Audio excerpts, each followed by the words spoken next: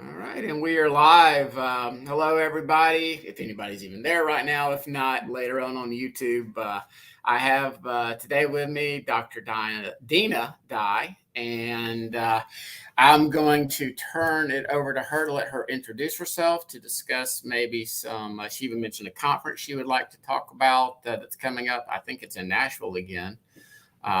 And some in her ministry. And she picked the topic today, and I didn't really follow up as far as what exactly we're going to talk about. So she's going to carry this conversation before I chime in. So I think probably some of my regular viewers and people that listen to myself and some of my other friends and guests like yourself are familiar with you. But for those that are not, tell us a little about yourself, and then we'll get into the topic. Well, sure thing. So, again, I'm Dr. Dina Dye. My website is Foundations in Torah, just foundationsintorah.com. I also have another website called On Fire Prayer, which is, I'll talk about the prayer ministry in just a moment. But I've been at this for 42 years now. And for those of you who don't know me, I was essentially born and raised in a conservative Jewish home, although I was born in San Francisco and ended up growing up in Canada. So we had, parts of the family were Orthodox, parts of the family were conservative. I had the benefit of a summer camp, Orthodox Jewish summer camp, and I attended Hebrew school as a child where I learned Hebrew and all the prayers and everything that goes with it. So we identified pretty much as culturally Jewish, not necessarily religiously Jewish as I was growing up. My sister didn't have the benefit of going to Hebrew school and some of the things that I did. So I've always felt the Father had a special ministry for me and in the way that I grew up, because my family did sort of wander away from the Jewish faith. But, I remember as a child, we had Passover in my grandmother and grandfather's house, which was always fun because my grandfather used to make the wine. So that was cool. The Manischewitz, right? Sweeter than sweet. Drink 4 glasses of wine when you're 8 years old. And, we celebrated Sukkot at the synagogue, putting up all of the fruit. And that was always a special time. And we did attend Shabbat services. I wouldn't say regularly, but a few times a month. And so that seed was all planted in me. And my family had moved to a very Gentile part of the city. So that was sort of my first introduction to there's people, they think differently. And the New Testament. Yeah. And they worshiped someone named Jesus. And my friends sort of competed with my other friends to see who could take me to church. So I did attend quite a number of churches as a child. I had no idea what was going on. But, I went to a Catholic church, a Presbyterian church, and a Methodist church, and kind of you name it.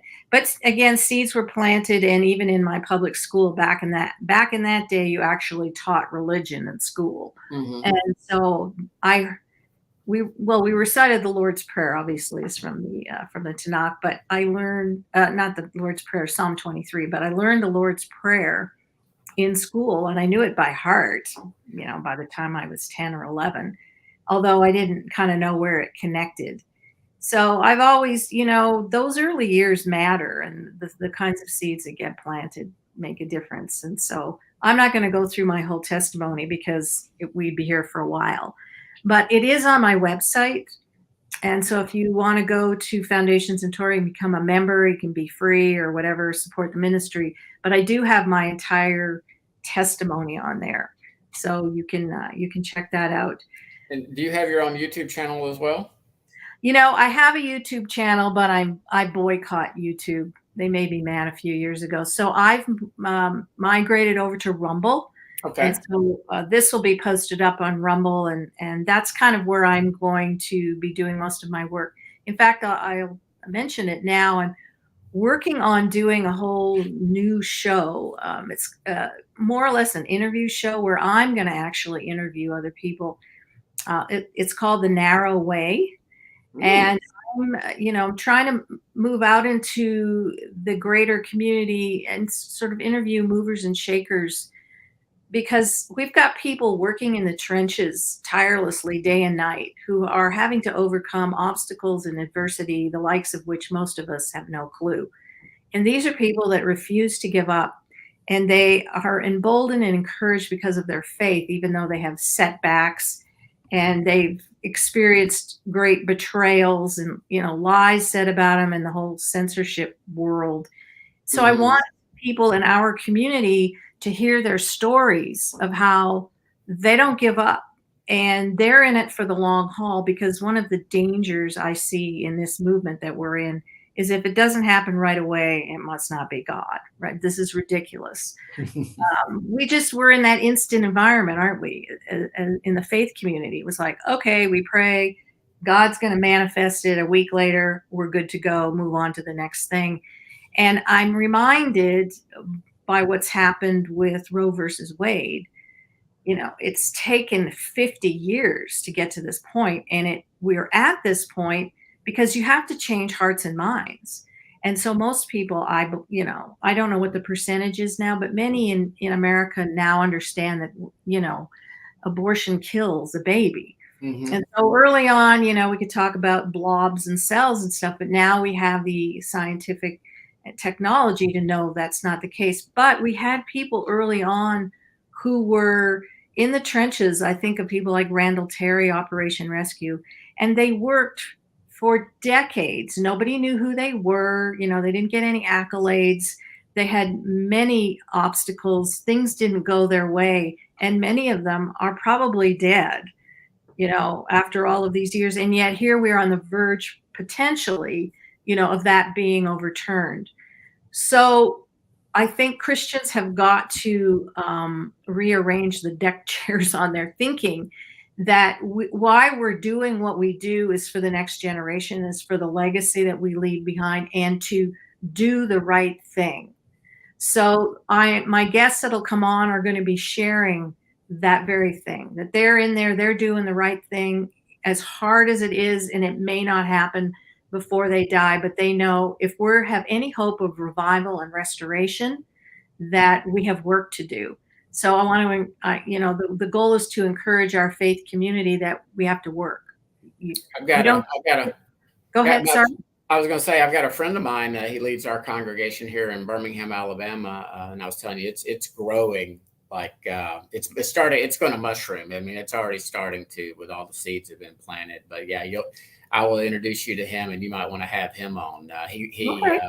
He was a assistant rabbi at a Messianic congregation, and he left, Dr. Dye. He left the week before to start this ministry called B1 Ministries. The week before I went to my first service at the local Beth Halal Messianic congregation here in Birmingham, and just weird how God worked. And God, I like to say the Father tricked me down this narrow path. He tricked me from where I was, I guess, just, Christian, 100% believed everything that I now believe. Not much has changed. He just used the feast, and about 3 days after studying it, I think I read Eddie's little book and Mark Biltz's book and 2 or 3 other books on the feast. I'm like, these are not Jewish.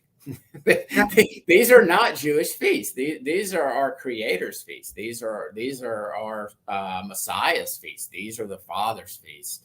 And from there, Sabbath was easy. And then down here in Alabama, it took about a year before I finally got convicted that, hey, I really meant what I said and I don't change. And so went all of a sudden started eating what I like to call a biblical diet, and lost 40 pounds and have been healthier than I was when I was younger. So Yeah.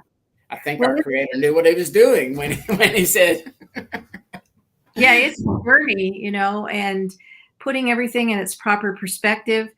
This is sort of the area that I've moved out in. For me, this is where you are now.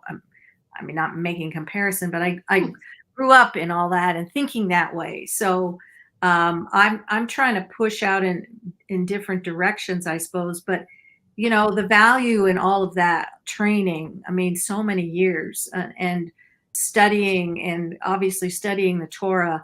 But and importantly in that was making the connection with the New Testaments. I didn't read the New Testament until I was probably about 29 years old. I had never read it. I Really?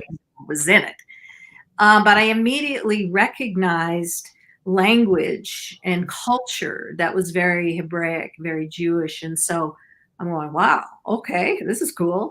And so now there's, sort of an effort to integrate the two.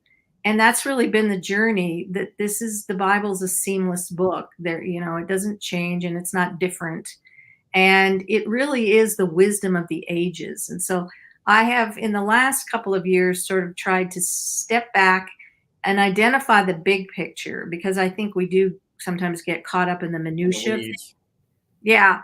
And oftentimes we've seen in the past, people have created entire denominations over one verse. So that's kind of dangerous. And so I'm all of this that I'm doing with the ministries I've been involved in, and really with this new program that I'm bringing out, is to help us step back and to see the bigger picture of what God is doing, how He's working in a variety of arenas. And sometimes I think we have to be careful to think we're it. We've arrived, we figured it out, we understand, and we for and no more. And I want our community to be able to connect with others from other communities. You might not agree with them.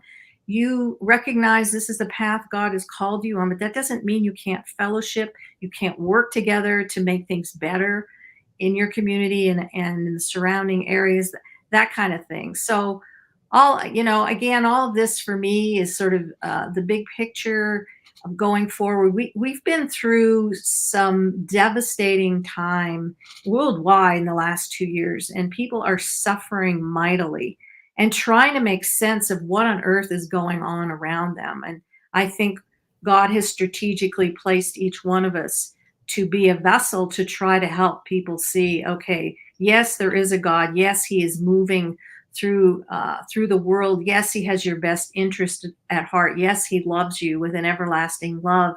And people are confused. They are psychologically struggling. There's a lot of suffering. I've seen a lot of death and suffering in the last, even in the last few months. Well, my nephew committed suicide 2 months ago, a month before graduating Virginia Tech. Just we still don't have all the answers. My sister, I mean, he was my nephew. I love him, but man, you can tell right now, just my heart hurts for my sister. Heartbreaking. Yeah. I've known a number. I mean, it's been a very difficult, trying time in the course of human history. And so I'm trying to say, okay, we're here now. What do we do? And what is the context for what we're going through? So I've spent some time looking back historically, as far back as I can. I was going to talk about the 3 books that I've written in the Temple Revealed series. And the first one, Temple Revealed in Creation. The second one, the Temple Revealed in the Garden. And the third, that just came out last fall, is the Temple Revealed in Noah's Ark, in which I try to address some of these things. Historically, what is the message? What did Israel have to deal with? And this sort of contrast between what we would recognize as sort of world empire, the oligarchical structure of the ancient world, which isn't really any different than now. And then this people that God created, this nation, Israel, who were to be the climax of what He's done in the garden with Adam, is a people who have been created and who have at their fingertips the ability to make life good for everyone around them, which that encompasses a lot of things that they can produce, whether producing from agriculture or like the Industrial Revolution. All these things are to produce things for others to make life beneficial, and yet the other side, the kingdoms of this world, just seek to destroy and tear everything down. So we have this real battle going on between these two kingdoms. And ultimately, that's what we're seeing today. We're seeing the battle of the kingdoms of this world and of their gods, and then the battle, the kingdom of our Lord and of his Messiah, Yeshua, and a kingdom that will reign forever and ever. So, that's the larger picture of the Bible, and that's the thing I'm trying to get to. I think I've heard some other lady, some Dr. Halisa Elwine, who has similar, very similar view, understanding. Yeah. And so, yeah, and to your point, I think as people get caught on this path, there is this little learning curve, but I think it's refreshing with yourself, Dr. Elwine, people that were walking this narrow way, and not to denigrate Christianity or my mama, or anybody, or 99% of my friends here in Alabama who are followers of Messiah. But there's a little learning curve where you get kind of, you can almost become a little Torah terrorist. Mm-hmm. But what I've noted, as far as the ministries and people like yourself and Dr. Elwine and Bill Cloud and obviously Brad Scott passed away, is there's a lot more grace towards those in traditional Christianity from the wisdom, I think, and experience and ability to receive counsel and just patience and kindness and love and all those fruits of the Spirit, mm-hmm. with our brothers and sisters that that are still in traditional Christianity. I mean, we simply cannot throw it out. No, some have done that. This is dangerous. I have said, when I first became a believer, I mean, there wasn't like there was a lot of messianic anything going on. This is the late 70s. There is the sort of fruits are forming in Jewish pockets of Jews who had recognized that Yeshua was the Messiah. So my husband and I ended up in a church for a number of years. We were with the Assemblies of God for, I think, like 20 or 25 years. And then with the Foursquare International, where I ended up, taught at a Bible Institute there. But I value those years. Certainly, there were things shoveled into me, doctrinally, theologically, that it was confusing, had to sort through, and maybe I don't necessarily agree with them today. However, the relationally very important, and important to understand where people are coming from. And it's important to be able to fellowship and communicate with them. I mean, I don't even agree with my husband all the time. So if I think that I'm going to agree with everyone in a church, that ain't going to happen. I like to say that. The next time that I agree 100% theologically on the deeper issues of Scripture, and we align, they're in my cult or I'm in theirs. Right.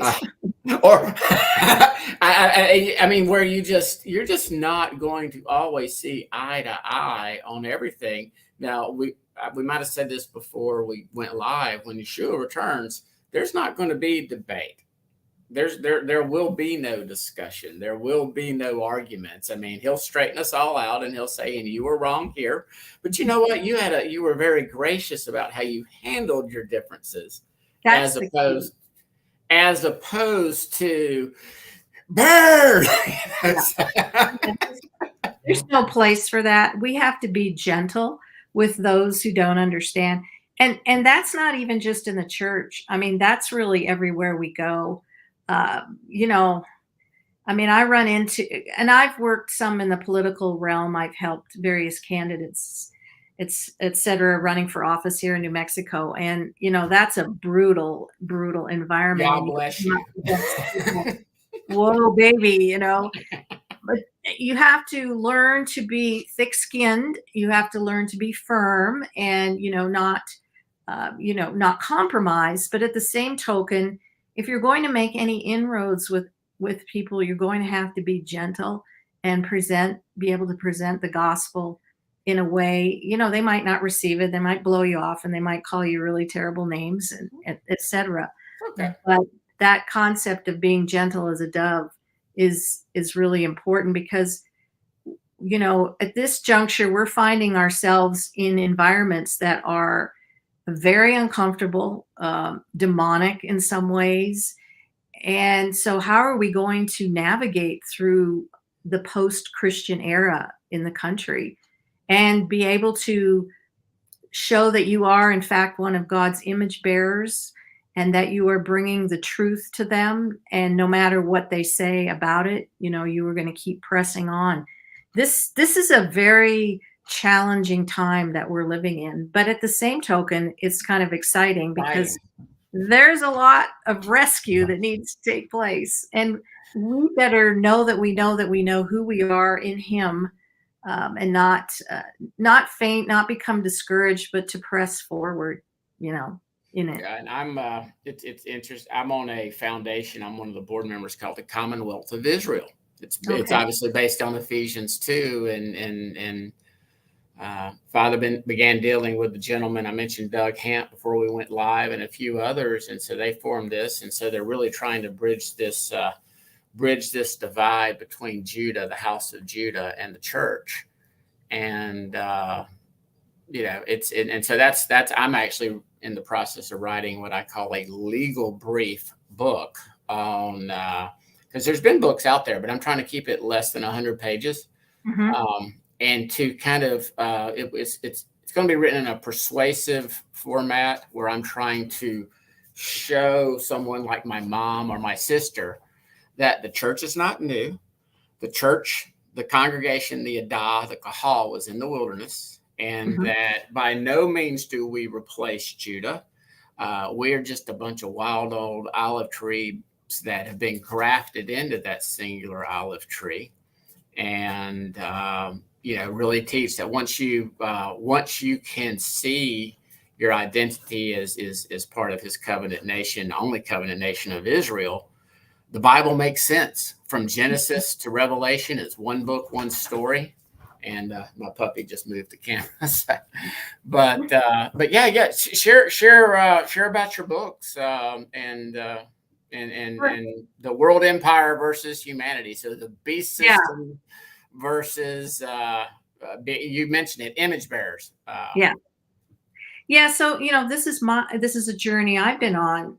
When I started out, sort of, I want to say in the early 2000s, I was starting to teach a little more, and I recognized that where the community was at that time, people were very interested in the feasts, and somewhat understanding the liturgy maybe, and that we were kind of in the beginning stages. I mean, it started in the 90s, but by the early 2000s, by the mid 2000s,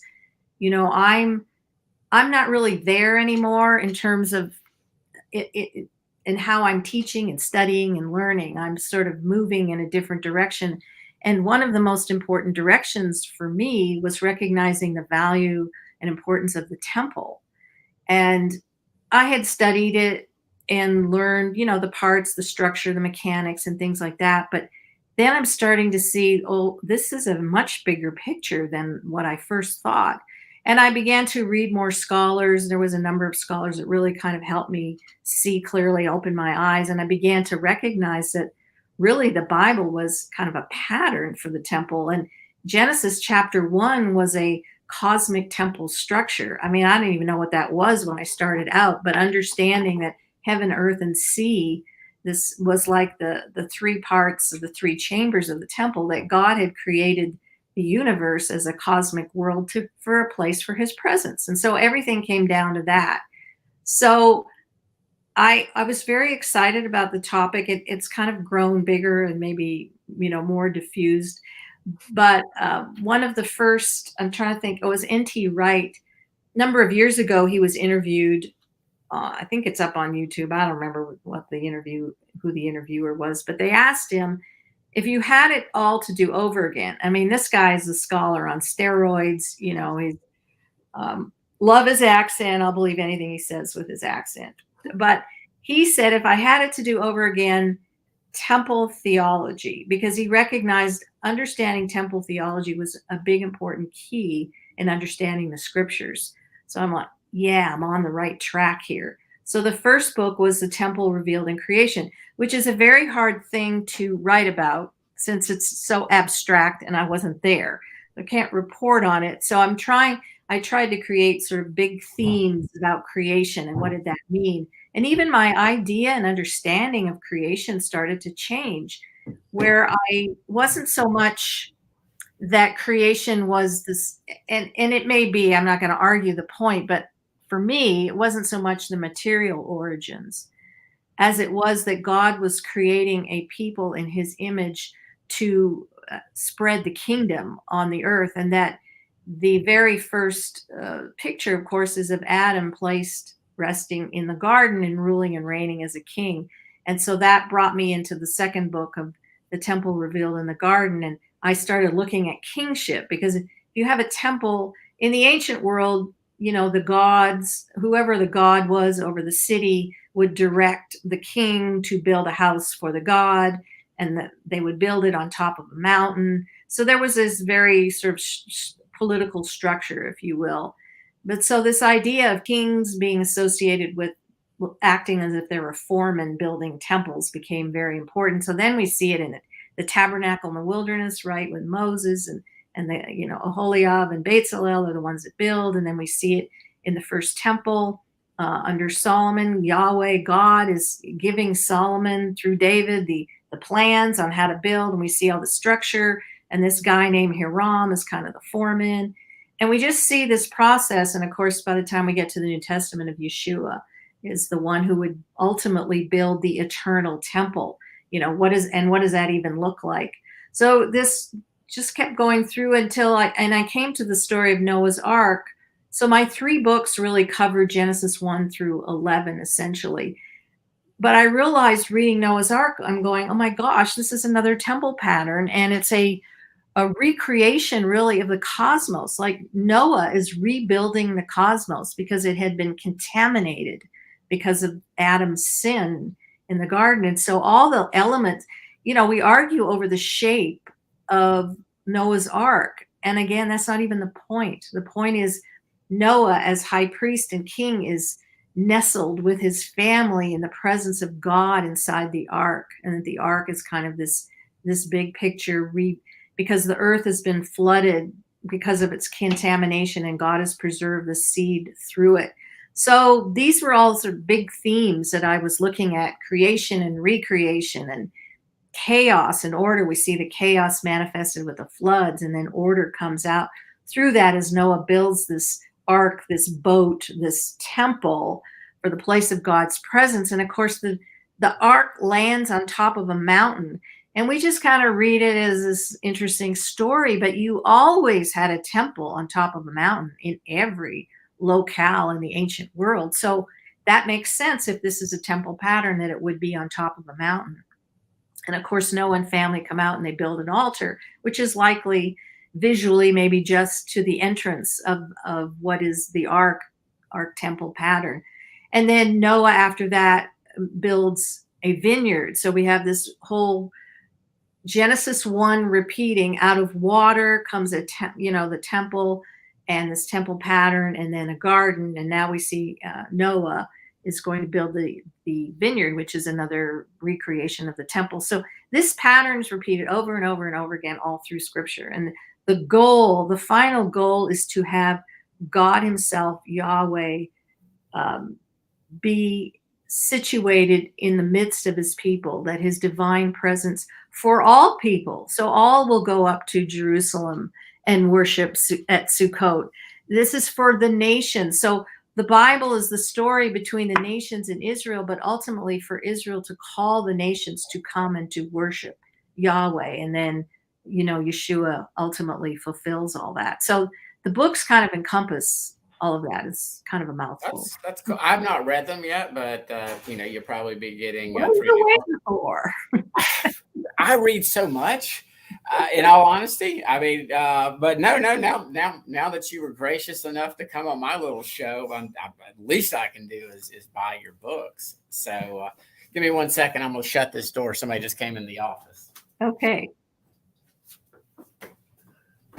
Whoops. Yeah, there we go.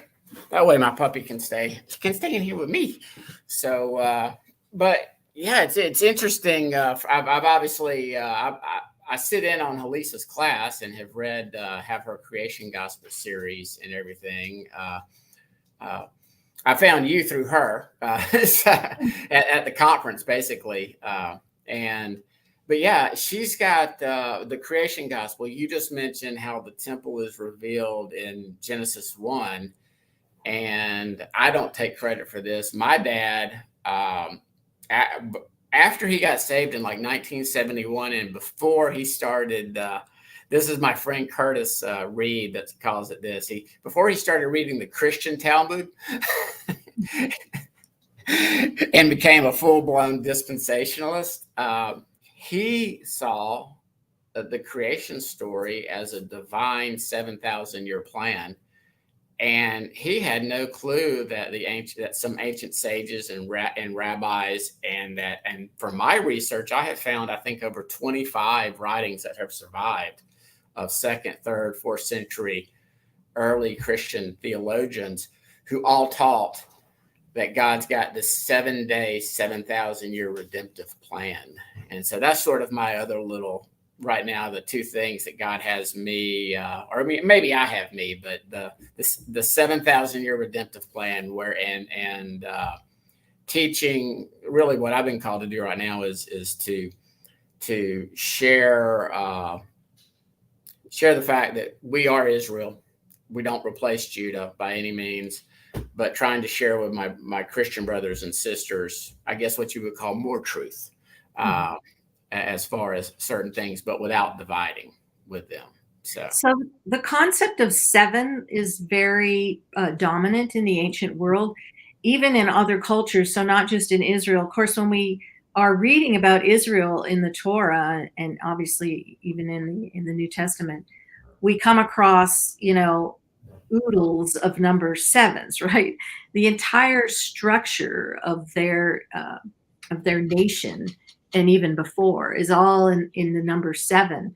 And so what we find, there's a book by Victor Hurwitz called "I Have Built You an Exalted House," where he talks about how in the ancient cultures 7 was kind of a big deal. This is a number.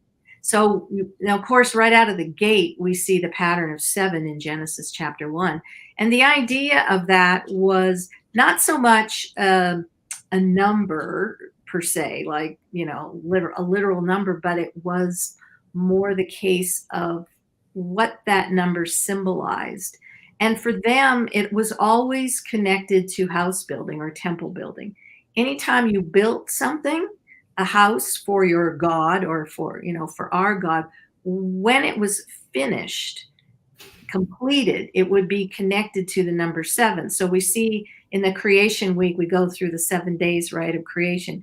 It's not so much, where we're arguing over day 1, day 2, although, that's the way it's structured, but that it's finished, it's completed, it's ready to go, it's operational. And at that point, in the ancient world, whoever the god was, he moved in with his consort into the temple, which is where his throne was. But so now we see God, in essence, moving into the house that he has made, the cosmic house that he has made, and taking up residence and ruling and reigning over the whole world. So 7 had, more specifically, was dealing with finishing a house for the God, or in this case, our God, and him ruling and reigning and having dominion. And now he raises up one, or Adam, humanity, to be his representative on earth. Since he dwells in heaven, one would be on earth and represent him like an ambassador on earth. And he would be placed in this special environment we call the garden, but every temple complex in the ancient world had a garden attached to it. And so that's where, the king would grow food for his subjects, and, would, like you think of King Nebuchadnezzar in the Hanging Gardens of Babylon, that they would be able to have access to, wonderful fruits and vegetables, however that all looked, and trees and shrubs. And, you picture these beautiful English gardens, right? Mm-hmm. So the well-watered garden and the source of water and the trees and all that was always connected to the temple. You always had that. So, for example, with Solomon in the first temple, there was something there called the House of the Forest of Lebanon, if you might recall that. And we're not really sure what it was. And some scholars think it was an armory, and that somehow inside that, it kind of represented a garden, but it was an armory. And the way they sort of had these posts with the brass on them, and they would hang their brass on it. But the way they built it, it looked like it was reflecting a forest. So there may be only a few trees in there, and then these posts with these brass shields, but the way they hung them made the environment look like a forest. So there's a lot of forest language, right? We have in scripture garden and trees and forests and all that sort of stuff, and very much connected with the ancient world. And that's kind of my thing these days, is trying to get people to understand the ancient world better so that they can understand the scriptures better in order for them to move forward and make an application for today, because the Bible was written in that environment to an ancient Near East people who understood that culture and time. And, we don't understand it all that well. And then we come along and insert our modern understanding into an ancient scroll and try to make sense of it. So it might be better to go back and understand what they were saying then, and then move forward to say, okay, how can I make an application for that? Dr. Heiser's, Michael Heiser, yeah. He's got a little saying, the Bible was written for you, not to you. To understand the Bible, quit looking at it through your 21st century lens. You've got to rewind. You've got to rewind the clock and understand the culture. Yeah, John Walton's the same. I mean, a lot of these scholars that I really like, N.T. Wright would say the same, Michael Morales, there's numbers of them, brilliant scholars who have recognized, okay, folks, take a deep breath. We got to go back. We got to evaluate from that perspective. And that's what I try to do in the books, is try to give people the ancient cultural view. But we, of course, we're not going to leave it there. And I don't want to live in the ancient world. It wasn't a good time at all before we go forward. And I'll mention too, I did a sort of a beta course for some ladies at the Rooted Cafe, and in which I was developing the course for my 3 books, so that somebody could teach these in a small group in a congregation. And it's a way to put the greater themes and messages of the 3 books into a workbook course. So I finished that with them, and I'm starting. Well, August classes are full, but if you have an interest, you can sign up for the fall classes, in which it's a 12-week course. And so now I'm going through all of the language of kingship and wisdom and order, and the waters of chaos, the waters of salvation, cosmic architecture, the importance of the mountain, because these are themes that run through all 3 books. And so each of the lessons will help you engage that material, and then help you also to make connections to things that are going on in the New Testament. So if you're interested in that, you can just email me, and my email is very simple: Dina Dye, DINAHDYE @proton.me. Real easy. And you can send me an email if you have an interest in taking the course. So I'm going to be teaching 4 of these for this year, because they're 12 weeks long. But my hope is, once the workbook is out, people can purchase the workbook. They can purchase the 3 books. And if somebody wants to have a group study, it's perfect. And then you can start understanding the language of the ancient world. Now, I didn't cover everything, because that's impossible. I took those things that are in the Bible, that, trees and mountains and rivers and floods, things that people would be familiar with, things that Yeshua may have, spoken of, to help, bridge the gap between the 2. Speaking of trees, and that metaphor, that is obviously playing large in this book I'm writing, to show, I believe the prophet was holding 2 trees and not 2 sticks. The 2 eighths than Right. Ezekiel. I believe Yep. those are two trees that link up with Zechariah. Obviously, Zechariah, I think it's chapter 4, Yep. and definitely to Jeremiah 11, 16, and 17. And Well, then, it's meant to take you into garden language. It's meant to connect you with that. And I mean, have a whole lesson on trees, but the greater meaning of trees really for the ancient world were kings. The kings were said to, that's how they saw a king.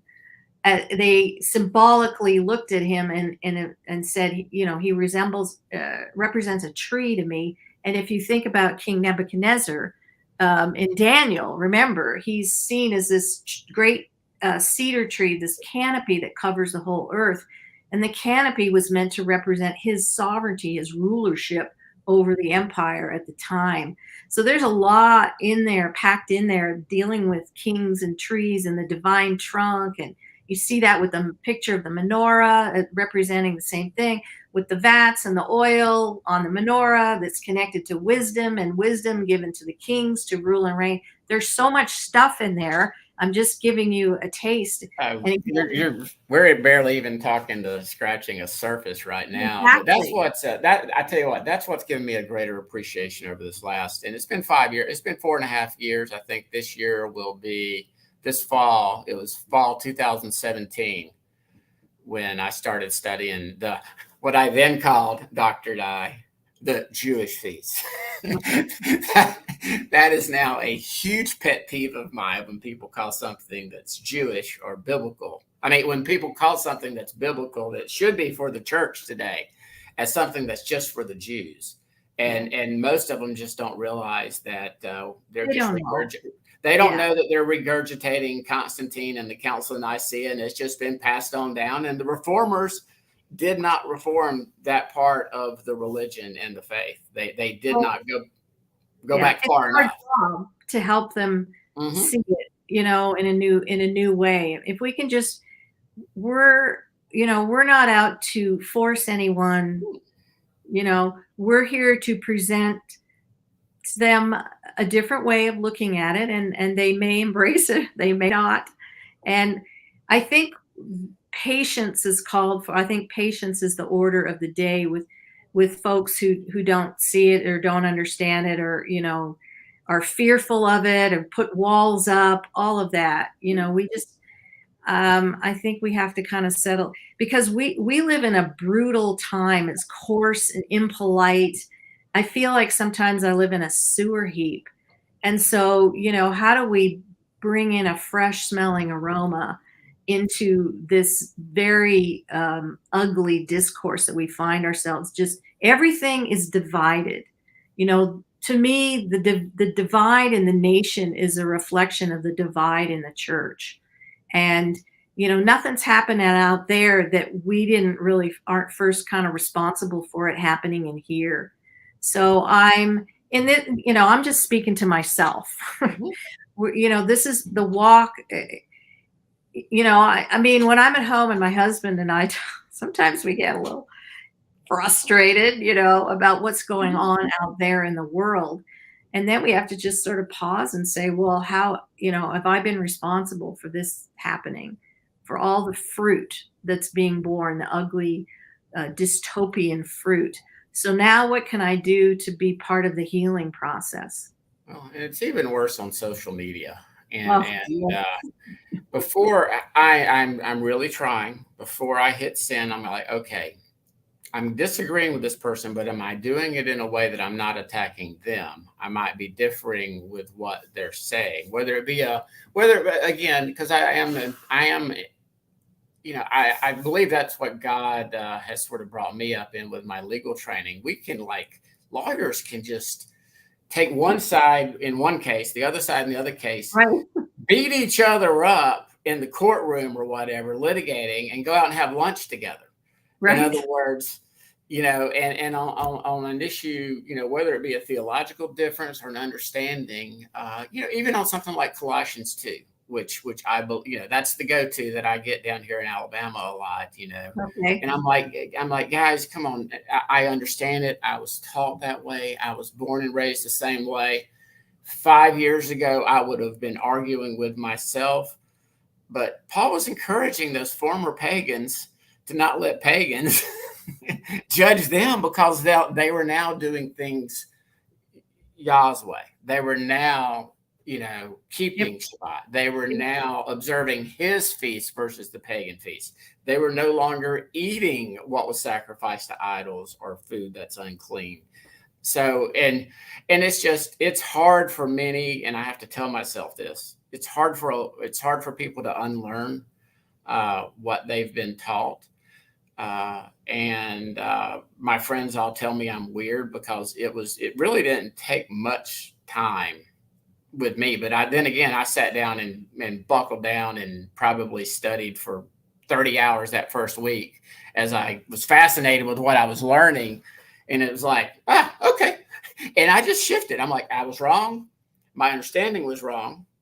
And now I see that Yeshua really does not change. He's the same yesterday, today, and forever. And it was just easy. And I think that's harder for most. So did you freeze up, Dr. Dye?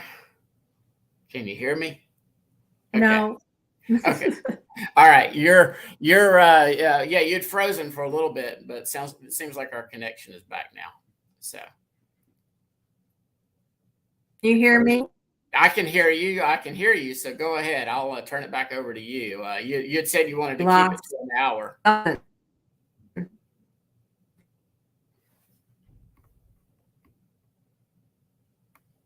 It could be my internet.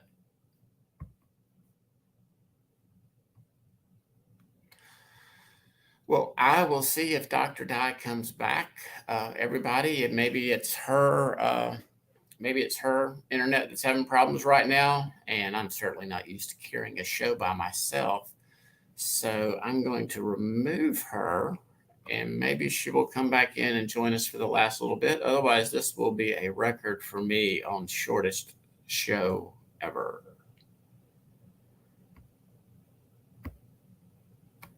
So anyway, we'll chill out a little bit in the interim. Let's look back at a question here, just so we can have an hour. And I don't really have any questions, but if y'all have a question, not that I have any answers at all, but feel free to post it. But anyway.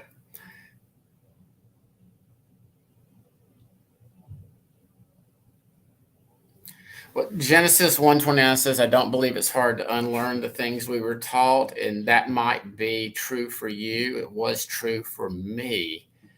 But I would have to differ after having this discussion with probably 300-400 friends, acquaintances, and things of that nature. When they have been taught, and if they do not want to study and test out a thing and approve it, in other words, be a Berean, test things out for themselves, then it can be very difficult. It's a want to thing. And then when you've heard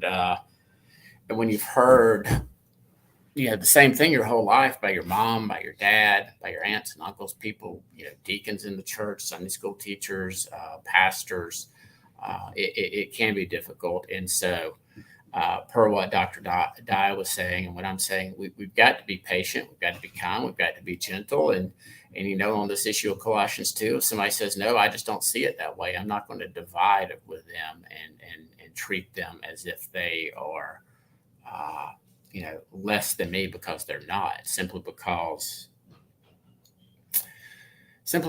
I've had ears to hear. I consider that a gift on this issue. But anyway, guys, if Dr. Dye comes back on, maybe I will do a second show. Otherwise, I will just sit around here and ramble. I'm not used to doing. I didn't have any type of teaching plan. So shalom to everybody, and we may be back on in a little bit. If not, I will see everybody that wants to join in. I'm having Doug Krieger on next Tuesday. Y'all have a blessed Shabbat, good weekend, and love you all. Bye.